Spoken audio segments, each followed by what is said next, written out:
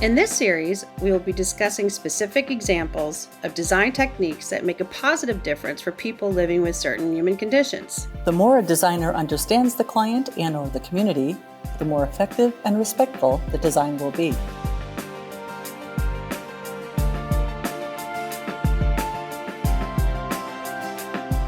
Welcome to Inclusive Designers Podcast. I'm your host, Janet Roach. And I'm your moderator, Carolyn Robbins.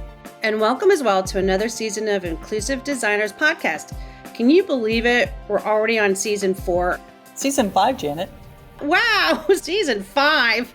Boy, have these last few years flown by. And I just want to say, I do not look a year older. Me neither. Nope. On a side note, did you know that Stitcher is no more? No mas, nada, zippo, and has left the building. But we did add Pandora in its place, so you can now find IDP there as well. Or maybe you're already listening to it on Pandora. It could be. Our audience is smart, or as we like to say here in New England, smat. Yep, they're wicked smart, and we do have a great show for our smart listeners today. Yes, we do. And this will be the first of our ongoing technology and innovation series. Yes, it is, Carolyn. Tell them about our next guest, Dhaval Patel. I'd be honored to. Dhaval Patel is the founder and CEO of Lotus, a company whose mission is to build technology that is useful to everyone by optimizing for disability first. To that end, Lotus has built a wearable ring that controls unsmart objects at home by pointing. Formerly, he was a division leader at Apple, working in their iPhone, Apple Watch, and AirPod divisions.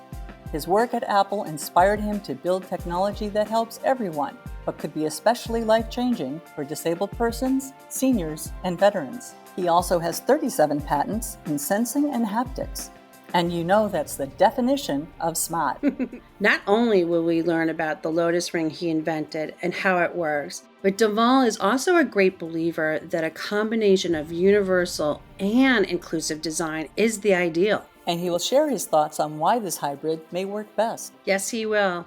We enjoyed hearing his perspective on design and think you will too. So let's get to it. Absolutely. And with that, here is our interview with Dhaval Patel, engineer, entrepreneur, and forever advocate for better design. Welcome to Inclusive Designers, Dhaval. How are you today? I am great. Thank you for having me. It's an honor and a pleasure to be here. How are you? Terrific. I'm doing swell. Now that you're here, we can talk about your product, and which I'm excited about doing, and hearing more about the journey and the genesis of your product and how it can help some of the listeners, either for their own personal use or for their family's use or for clients' use. So let's just dive right on in. We did a little intro, but why don't you tell me in your own words a little bit about yourself? Sure. Quick audio description of myself.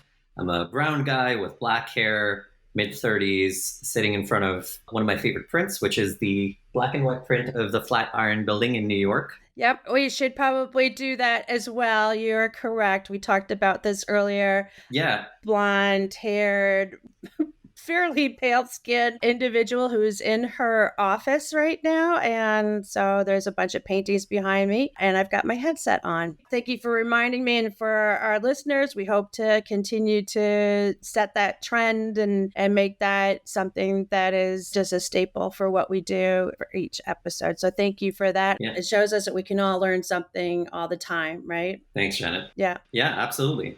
So Dhaval, tell me a little bit about your background.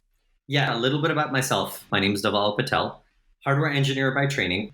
Did my undergraduate and master's degrees at Georgia Tech in electrical engineering with a minor in aerospace engineering. Wow. And master's also in electrical with a minor in finance. Yeah. Worked at a couple of different places and essentially ended up at Apple, where I ended up being there for about 8.5 years. Yeah. Managed a division at Apple for iPhone, Watch, and AirPods.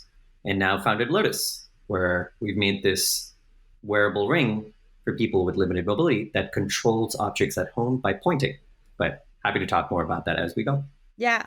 Yeah. So you've had a remarkable career. So now what was the genesis for getting into this particular area and starting Lotus? And for our listeners, we'll have all this information on our website at inclusivedesigners.com. And so we'll have Dhaval's information. We'll have all the information on both his ring and also how you can get in contact with him. And so take us back. So were you at Apple at the time that you came up with the idea for the ring? Was there a particular instance that started with the ring? What was the genesis behind the ring?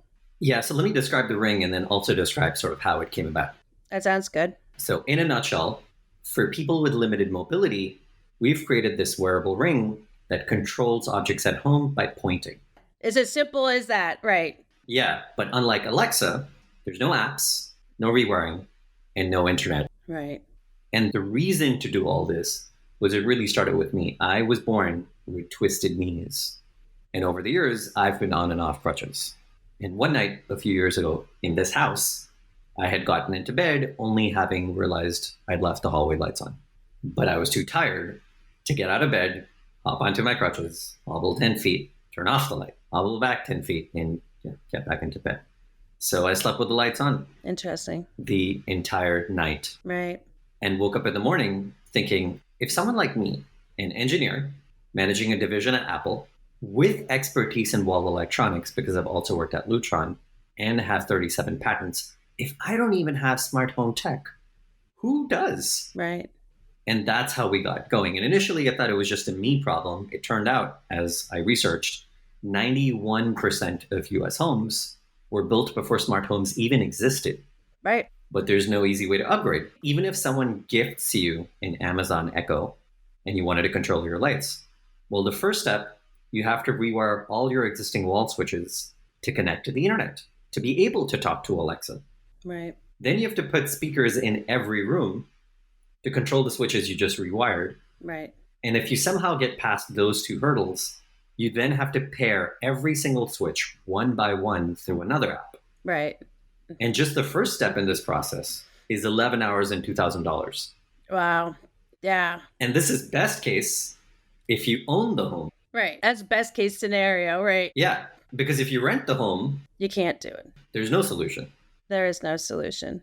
And as much as it affects everybody, it disproportionately affects people like me, people with limited mobility, the 27 million people, older adults, disabled persons, and veteran soldiers Right. who can spend up to 4 hours at home on self-care every day. Yeah. And so we ended up creating this ring that controls objects at home by pointing, but without apps, without rewiring, and without internet.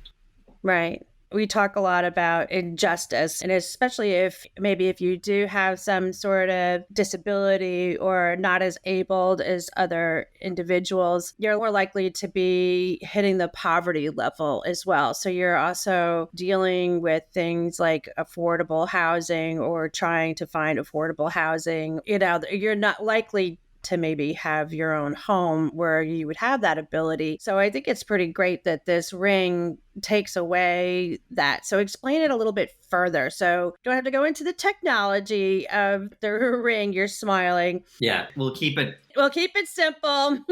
we'll keep it fairly straightforward. Right. Yeah. But in all seriousness, what I think is fascinating, you can tell me if I'm wrong, but it seems like you can even remove the device. Yeah, that's right. Right. So if, say, you left the apartment, and I don't mean just, for the day, but if you have to leave the apartment, you're not leaving all of those pieces behind. Yeah, you're not leaving all of your smart home behind. Right. Yeah, so the way it works, very simply, 3 simple step process. Step 1, you put on the ring. It has a single button on the ring, and that's it. Now, putting on the ring once eliminates the need to have a smart speaker in every single room of your house. Right. Because the ring goes with you wherever you go. Right. So you don't need to have a smart speaker everywhere. So that's step 1. Step 2, for any existing wall switch, you can attach our second half, which is a switch cover, magnetically. Right. So there's no rewiring necessary, which, like I mentioned, is also something you have to do today. Otherwise, right, if you want Alexa to control your lights, you have to rewire every single wall switch to be able to connect to the internet. With this, you don't have to do that. It just attaches to existing switches magnetically. And step 3, all you do is point and click. So you point towards the wall switch and click the one button that's on the ring. That's it. The ring uses the same technology that your TV remote does, which is infrared. And so it's very similar. Just like a TV remote, all you do is point and click. And using infrared eliminates the need for apps, smartphones, and most importantly, internet. Right. So in a nutshell, you put the ring on, snap on the switch, point and click. That's it. That's it. We let you go from home to smart home in seconds. And like you mentioned, the added benefit of this is you can also take it with you wherever you go. Yeah. And we talk about this in disability advocacy a lot. As much as we often talk about sort of permanent disability, there's everything on the spectrum from temporary, Of course. and also situational. Right. Situational. And so, for instance, this is not just needed for people with limited mobility. It's helpful to anyone. So if you live in a rental apartment today, which is a third of the US population, Correct. it's 114 million people, this is perfect for you because today there's no solution because of all the rewiring necessary with today's smart home technology. Right. And so this added benefit of being able to take it with you wherever you go is A, if you're living in a rental apartment, you have a solution now. And B, more importantly, if you have a disability, then you don't have to pay what's often known as the quote disability tax when you go on vacation. Because now, as opposed to what you have to do today, you may not be able to stay at every Airbnb you want to, or necessarily with friends and family in town, because the homes may not be accessible. Correct. And so you're forced to upgrade to these 5-star hotels to one of those 2 rooms on every floor that are deemed accessible, but then you're paying $500, $600 a night. Right. With this, essentially, you can convert any pre-existing space into becoming accessible wherever you go. Right. And so it's also helpful when you're traveling on vacation, even if you're not just moving. Yeah, and you bring up a good point about traveling, and we discussed it just briefly, but it's such an important piece, in terms of way of life and quality of life. And then to be able to have something as simple as that, to be able to make something just a little more accessible for everyone, I think is pretty great. Although we did do an episode with Ed Warner of Motion Spot, and they had really kind of helped a local hotel, I believe, to put in different components to make it more accessible. And just as a comment to everybody out there listening, the hotel actually did better financially because they were the only, game in town, so to speak. Yep. Which, again, it really kind of goes to show you it's proven financially that it's a good thing. Yeah. And I couldn't agree more, right? There's no reason why you can't align social impact with financial impact. Right. There's absolutely no reason that has to be a given. It's not a given. Well, there's a lot that believe that there's a separation between such. Right. Right. And, I would hope through this and these and other conversations, we can sort of pierce that veil. Correct. And in fact, that's our thesis, which is our thesis is we only build technology that is usable by everyone. Yeah. Just by optimizing for disability first. Right. Because by doing that, you solve for everyone anyway, except you don't leave anyone behind. Right. In fact, you start with a person that may have a higher need to start, which is perfect for business and perfect for impact. And then you have a much bigger market that you open up also. And so why don't we do that all the time anyway? It just requires more planning upfront. Right. So why not do that? In fact, there are plenty of examples that exist today already, right? Closed captions. Right. If you've ever used subtitles on TV or while watching a movie, it was originally technology that was created back in the 70s for folks who were deaf. Right. But we all use it all the time. If you've ever been to a sports bar or at an airport, or even if you're... I depend on it. Yeah. I can't tell you the number of movies I watch where I can't understand the accent. Or it's very technical jargon. And there's a lot of things happening. And so I use it all the time. And so it's the same concept. We use these technologies for more than the initial scope anyway. And so why don't we just do that from the get-go all the time? Right. Yeah. And so that's our thesis. And we're just trying to adopt and propose the same philosophy, except in hardware. Right. Well, we'll go march on Washington at some point and make sure that these things are just a given, baked into the bread, as we say, as opposed to an afterthought, right? Yeah. Right. I'm going to ask you a series of questions. And the first question is, I just want to make sure that I understand. So, my ring, if I had my ring and I had a bunch of the devices on the outlets, I can just point and click to each one and then they would turn on and off. Am I understanding that correctly? That is correct. So today, the things you can control are anything a wall switch controls. So lights are the most common example, Sure. but also fans, Mm-hmm. also appliances like window unit ACs. Nice. And because we're using infrared, we can also control televisions. No extra components needed because all televisions come with infrared. Right. And later down the pipeline, we're planning on working on drapes, followed by doors. And the reason is we're, instead of trying to work with any random set of objects, we're focused on the things you have to interact with every single day. Right. In other words, what's clinically known as activities of daily living. Right. These are the 6 things that everyone has to do every day, right? Everyone's got to eat, go to the bathroom, shower, change your clothes, get out of the bed, and move around the house. Those 6 things are called activities of daily living.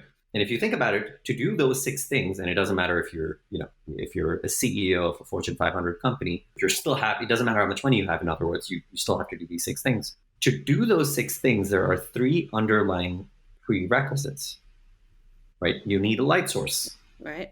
In the morning, it happens to be blinds. In the evening, it's electric lights, but you need a light source. Sure. The second, you have to open and close doors Mm-hmm. to do these 6 things. And the third, whichever space in your home you end up in, you have to control some appliance. The most commonly requested one being television, but closely followed by environmental controls like fans or window unit ACs. Yep. And so that's why these are the objects we're focused on, because everyone has to do them every day, except if you have limited mobility.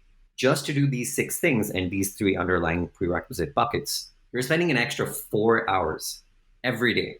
And keep in mind, these are non-optional things, right? So imagine sort of waking up and being stuck in traffic for 4 hours every single day.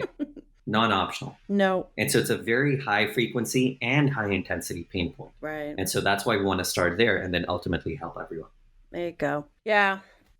No, nobody wants to be in traffic for 4 hours every day. So, all right. So, one of the other questions I have for you is dealing with people who have arthritis. I'm sure you've kind of thought a little bit about what that means. I particularly have my Aura ring on. Yeah. My Aura ring is kind of looks a little bit like your ring, but my ring nowadays, as I'm getting older and it's been so hot out, like I can't always get it off my finger. And so have you thought about that? And if so, what are the implications with that? I'm assuming that they have to be charged. Is that correct? Yes. So there's a couple of questions in there, and I'm happy to answer each one. That's great. So let me start off with sort of arthritis as an example. Sure. We wanted to be very intentional from the get-go to do a combination of what's called inclusive design and universal design. Nice. Now, for anyone who's not familiar with it listening, inclusive design, in very colloquially speaking, inclusive design is one size fits one. Right. Universal design is one size fits all. And they each have their benefits and advantages, right? Right. One size fits one, it's obvious. No one gets left behind. You have something that caters to your needs. Universal design often gets touted because it's scalable, right? Because it's one size fits all. Right. And so we wanted to be very intentional from the beginning. And this is my expertise. The thing I did at Apple was human interface, UI, UX. Right. UX, yeah.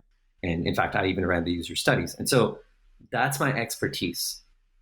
And so what we did was, for the first 9 months, we just interviewed people. We didn't even build anything. We just interviewed people with different kinds of disabilities. People who are deaf, people who are blind, people with limited mobility, even folks with cognitive disabilities and their family members, as well as clinicians, to get everyone's perspective. And so this is part of what we call human-centered design. Right. Which is you start with the end user, not sort of your product or solution. You start with the end user. Correct. And these are very detailed interviews. We're talking 9 hours long, spread out over 3 days for every single person, right? We start off in, chronologically. You wake up in the morning. What do you do? What do you interact with? What are your challenges at that point? What products do you use? Where did you get them? Why did you buy those products? How are they serving you right now? Are any of these technological, or are they sort of, physical objects? Things of that nature.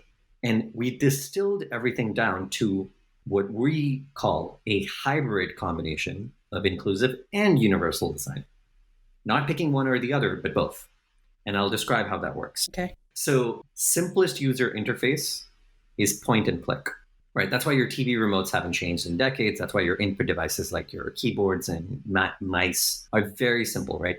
It's simple to use, which is low cognitive effort, and fine motor control, meaning very little energy. Correct. Which is easy to use, right? Right. So low cognitive effort, low physical effort. So point and click. Now, for some reason, if you couldn't do that, like you mentioned, leading cause of disability in the US is arthritis.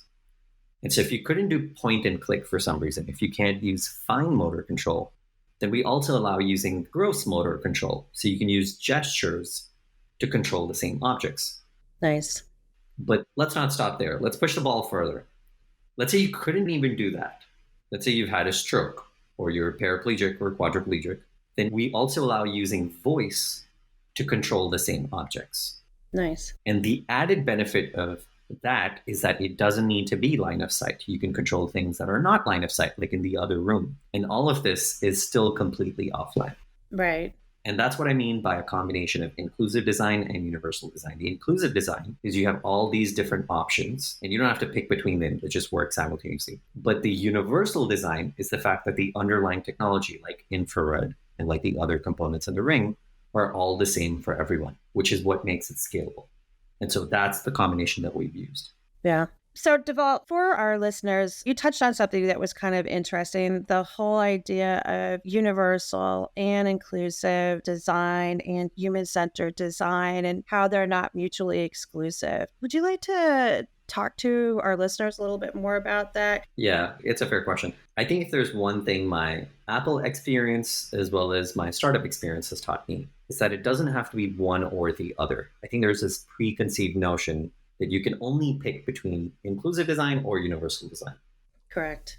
That it can only be social impact or financial impact, but it can't be both. Right. Yeah. And I would just encourage in whatever product or service you're designing, there's probably a way where you can do a hybrid approach. Just ensuring that you try to combine inclusive and universal as much as possible. If people start doing that, the field will course correct well.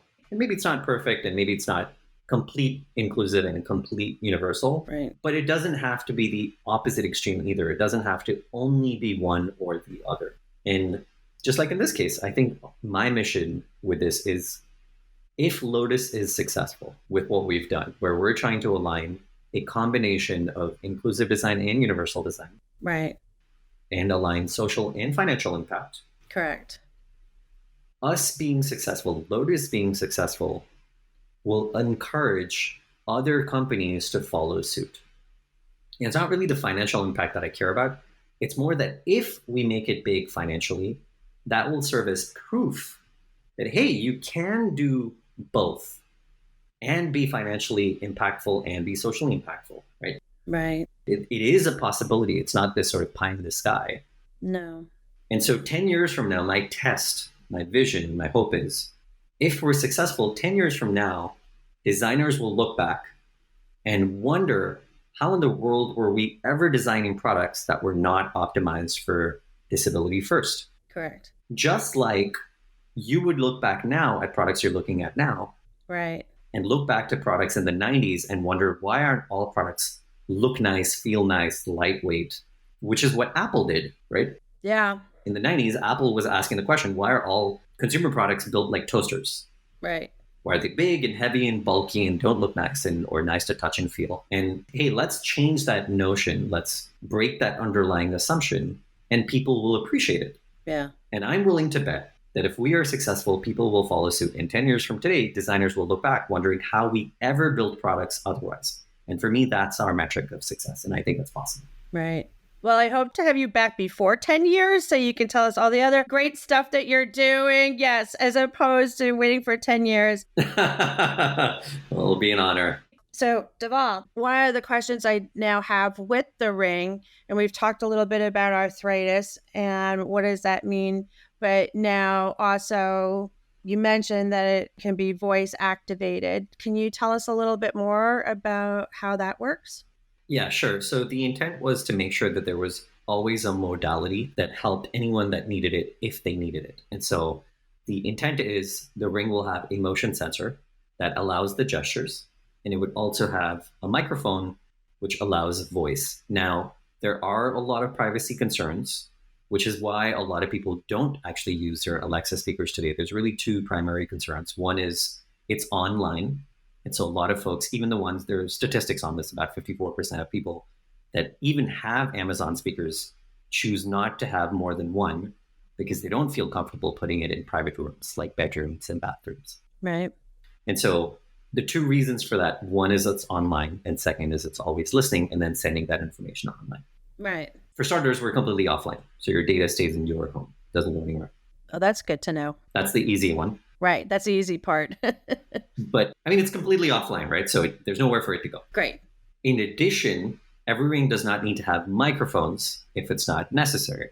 Right. And so for some folks, if they want the ability to use multiple ways, we're probably going to have that. But otherwise, a lot of the times we'll only have the features in the ring that set of people need. And so it's not like everyone has to have the microphone in it, even if they don't want it. Oh, so there'll be different iterations of the ring, different maybe levels of the ring. Correct. I didn't realize that. That is correct. All right. So that's good to know. That's right. Because there were a lot of people that we interviewed who said, hey, I love all of this, but I don't think I'll ever need the microphone. Right. And it makes me feel uncomfortable, so I don't want it. And so that, and in fact, that's what happened. This is the good part about human-centered design. These are the types of things you learn when you just talk to people without an end solution in mind. Right. By the way, the 9-hour interviews, they were single blind interviews. I mean, we had an idea, but we never told them about the idea for the first 8 hours. Wow. It was only the last hour that we would say, hey, this is great. We've had this idea that we've been sitting on. What do you think? And then whatever they would say, we would cross-check it with the first 8 hours of what they mentioned. Interesting. You know, because people tend to be very polite and very nice. Right. And no one's going to tell you, pardon the phrase, your baby's ugly. And no one's going to tell you that. What were you thinking? Yeah, right. We wanted to make sure that we were data-driven, and any feedback that we got could be cross-referenced with the user's own feedback. Right. And so then you could be more sure. And so that was one of the things that came out, which is not everyone wants a ring with a speaker on it, or rather, more specifically, not everyone wants a ring with a microphone on it. And so we wanted to make sure that if you needed it, it is available. Right. But you don't need to have every ring have it. Interesting. Well, it goes to show you as designers, we know to do more upfront research before we actually go in and start doing the design. To your point, just makes all the difference in the world. And so I find that whole part fascinating as well. So where do you see the ring going? Is there another type? I mean, we talked about different iterations, the one that might have the microphone, one doesn't have a microphone. We could be as silly as, is it going to be in different colors? What are we looking at? Down the line? Is it going to be more designed, or is it going to look more like the Aura ring? Like, what are your thoughts? What do you hope to do with Lotus, and what do you hope to do with the ring? Yeah, so let's answer this in sort of 3 ways. Okay. 3 different axes, if you will. So one is, how does it look and feel? So the easy answer to that is we're definitely coming up with different sizes. We already have 3 today, sort of a small, medium, large, if you will. Right. But by the time we're in production, we're about 9 months away from launch.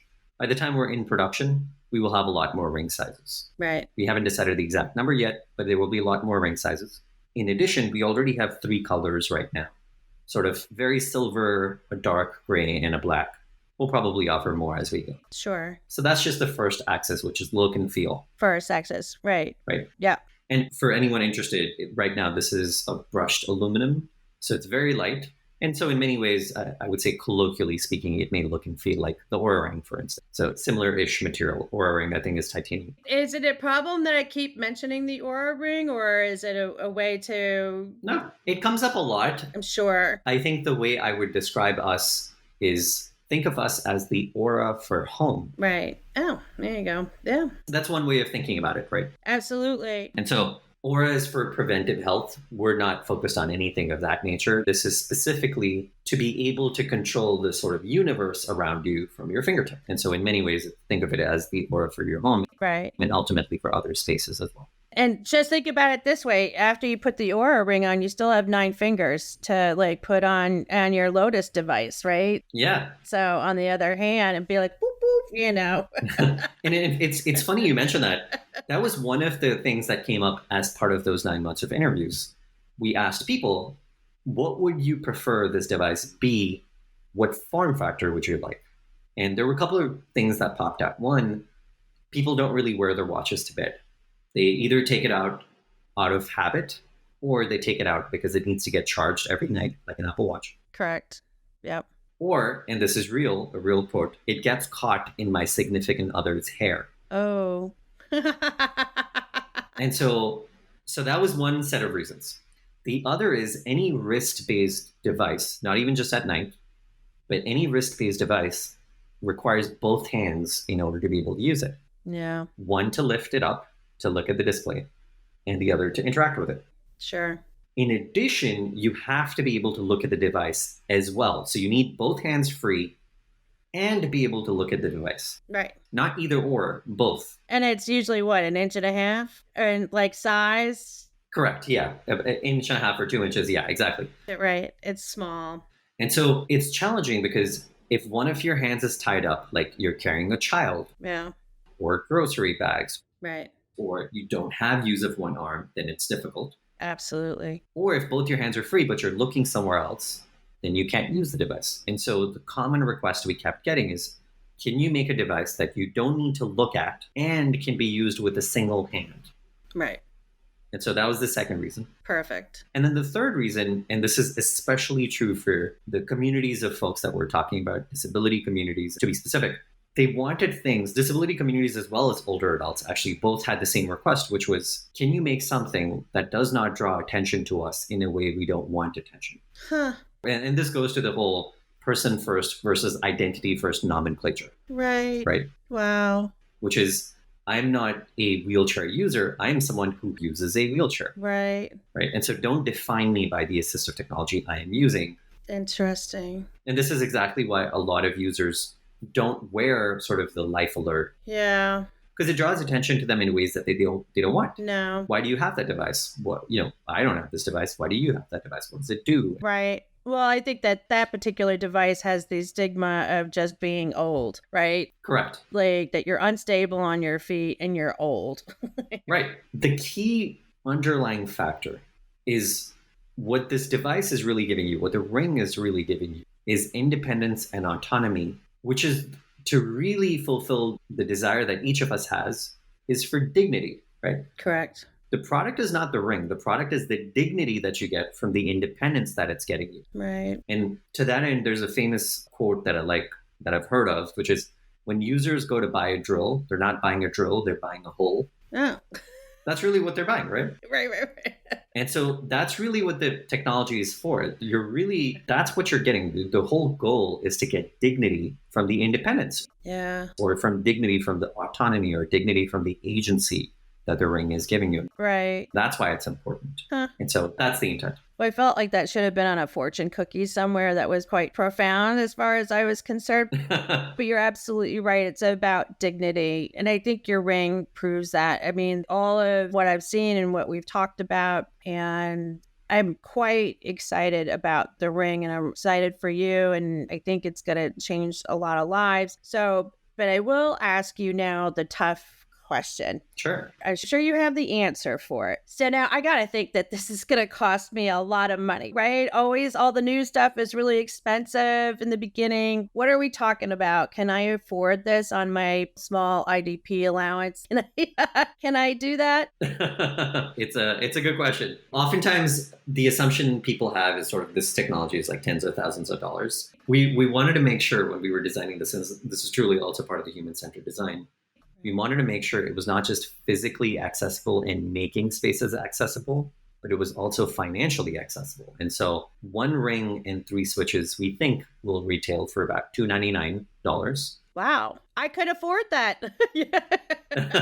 Yeah, which is the same price as an Amazon Echo Show today. Wow. And so for the same price as one single smart speaker, you get an entire smart home. And of course, you can always add more rings, and switches are all interconnectable There's no pairing necessary. And so if your friends and family have rings and they visit you, their rings will still work and vice versa.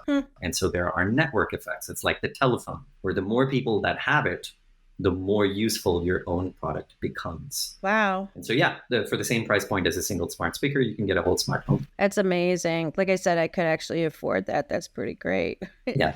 Oh, that's wonderful. They didn't tell us that there must be a catch. This must be 10 grand or something. Well, that's just it. Yeah. Yeah. Well, I'm glad we answered that. And I was shocked, right? Yeah.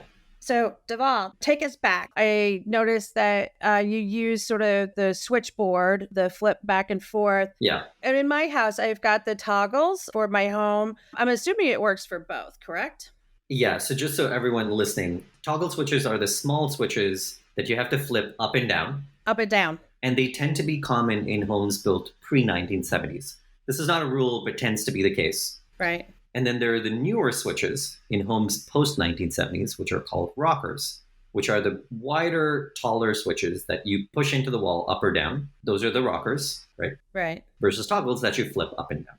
The nice thing is we work with both types of switches. That's great. Right. So now we know we can use it on both the toggle and also the what did we call it? The rocker switches. The rockers. Yeah. What about the battery life? How is the battery life on that ring? I'm assuming that it's also, would the battery life also be on the switch plate as well? Yeah, the switch cover. Yeah. Yeah, so it's a great question.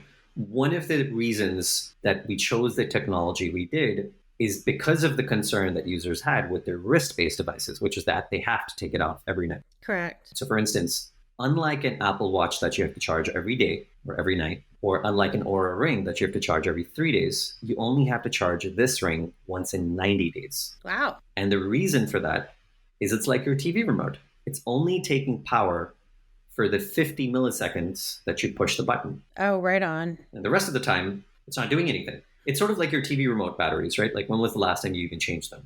Do you even remember? I was laughing. I'm like, my Oura Ring, it actually lasts 3 days. I was like, it's like 5. I guess I don't do enough. Like, in order for it to run out of battery. Oh, that Right. made me laugh. But yeah, but you're absolutely right. It's a very minimal amount of time that you're actually using it. So that makes a lot of sense. Correct. 90 days is fabulous. Yeah. Yeah. And then on the switch cover side, it's the same. It's also 90 days. And again, the same reason, right? It's only taking power for the 50 milliseconds that it's taking to switch your switch on the wall. Right. The rest of the time, it doesn't take any power, which is unlike any of the Internet of Things switches that you can purchase. A, because you have to do the rewiring, but the reason that exists is anything that's Internet of Things, anything that's IoT, Right. has to be connected to the internet all the time. The internet.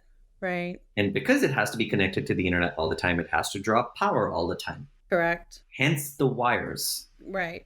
The benefit of using infrared as a core underlying technology architecture is that it's only interrupt based. It's like your TV remote. It only takes power for the 50 milliseconds you need it. The rest of the time, it's not drawing any power. Right. Well, you've kind of teed me up for my last question here, and I have a feeling I now know what you will say, and now I know how this is all going to shake out. But I'm a big fan of technology, but I also know sometimes when we're designing for inclusivity and or universal or human-centered design, all of that, really, there are detractors who have said things like, no, we don't use technology. What if you lose the remote? What if you lose the charger? What if it breaks? But I think in these cases, it's usually to make sure that they can get out if there's an emergency, that type of deal. Right. What do you have to say about that? Let me put it this way. This is going to be more philosophical than perhaps might be intended. Well, you just did the drill with the holes. So, you're on a roll. I'm happy to hear it. Have you seen Hamilton, the musical? I have not. I am probably the 10 people that have not seen it in the United States.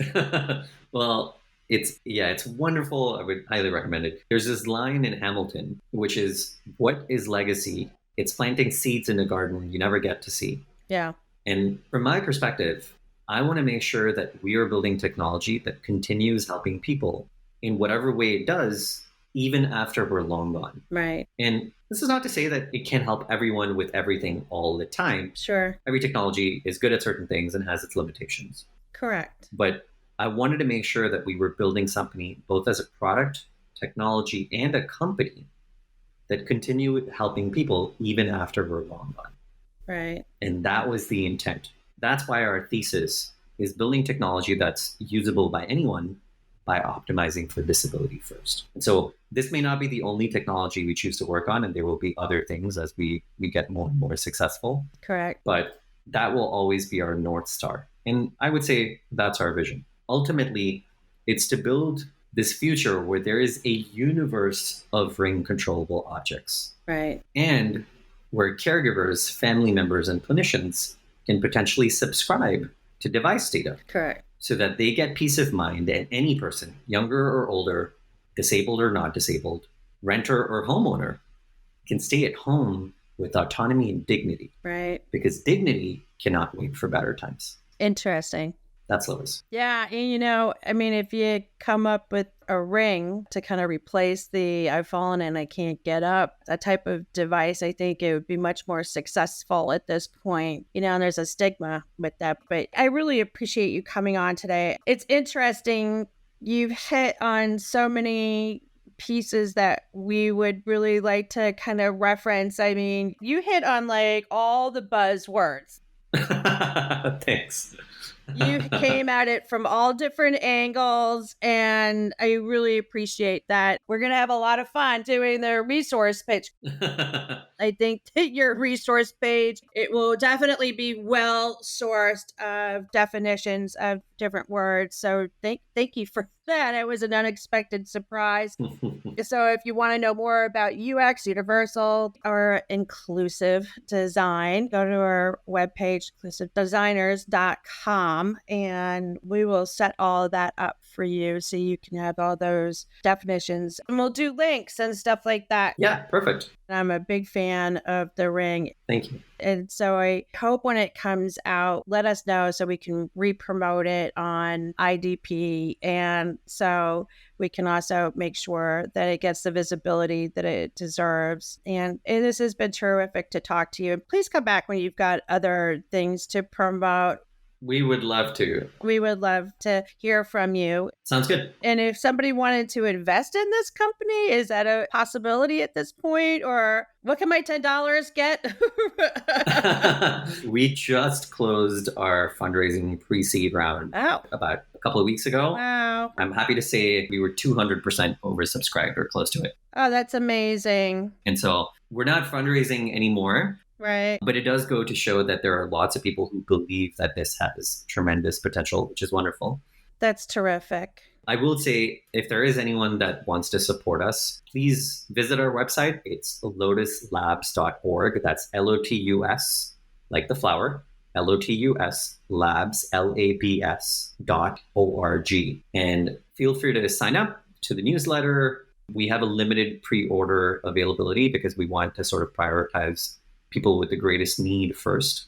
And so we're doing limited batches. And so if you're interested or you think it can help someone that you know or friend or family member, feel free to go on and pre-order or just reach out to me. My email is Dhaval, DHAVAL @lotuslabs.org. And just share your thoughts and comments or feedback. We love hearing from users. Like we said, we believe in human-centered design. Nothing better than hearing from the end user. Terrific. Thank you so much, Dhaval. This was really wonderful. We appreciate you and we appreciate Lotus. And thank you so much for coming on Inclusive Designers podcast. Thank you. Thank you for having me, Janet. It's been an honor and a privilege. Thank you. Thank you, Dhaval. Have a good day.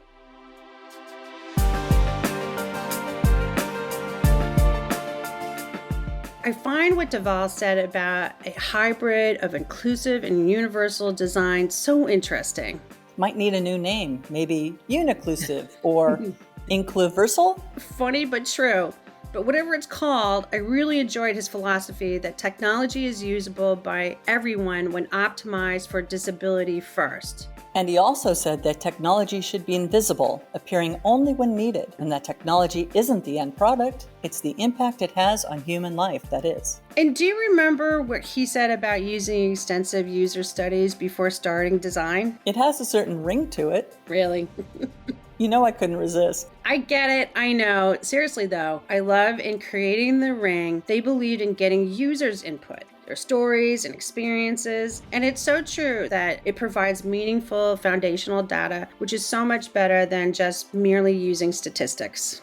Last but not least, I have to mention the wonderful quote from the play Hamilton that Dhaval says drives him. And the quote is, "What is legacy? It's planting seeds in a garden you never get to see." Exactly. Inspirational words for designers and, well, everyone. And we will share the link for how to contact Dhaval, and of course, the links to the innovative work he's doing and for all the many other things that are mentioned along the way during this discussion on our website at inclusivedesigners.com. That's inclusivedesigners.com. A big thank you to Dhaval, and thanks to all of you as well for listening. Along with all the regular places you get your podcasts, which now includes Pandora to replace the now defunct Stitcher, you can also find us on YouTube as, you guessed it, Inclusive Designers Podcast. And if you like what you hear, feel free to go to our website and hit that Patreon button or the link to our GoFundMe page. Yes, please do. And let us know if you have any questions or suggestions for topics you think we should be covering in upcoming shows. And as our motto says, stay well and stay well informed. As always, thank you for stopping by. We'll see you next time. Yes, thanks again.